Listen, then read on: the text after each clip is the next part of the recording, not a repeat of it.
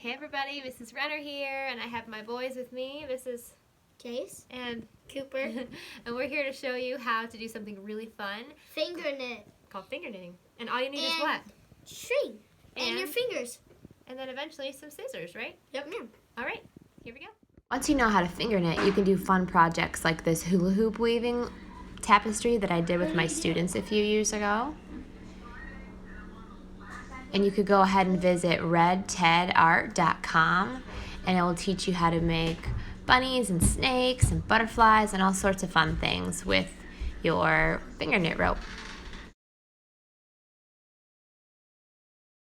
Okay, to start, you put the end of your yarn in between your pointer finger and thumb, and you start to weave over and under, over and under, over and under, and then around, and you keep doing that until you have 2 layers of yarn on each finger.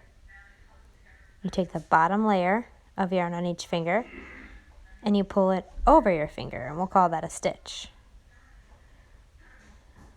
Again, over, under, wrapping around until you have 2. Take that yarn underneath and put it over your finger. Eventually you can let go of that strand in between your pointer finger and thumb, and you'll have to probably adjust and push down the yarn every now and then.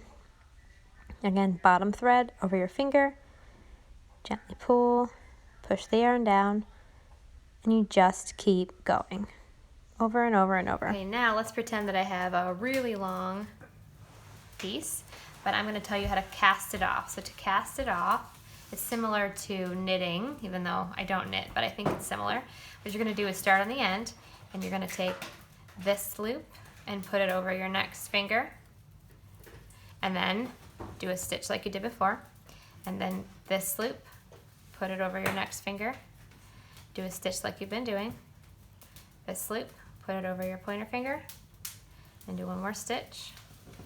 Now I have my end, it's connected to my yarn, so I'm going to trim it, and I'm going to put it through this loop and pull, and then I can cut it whenever I need to.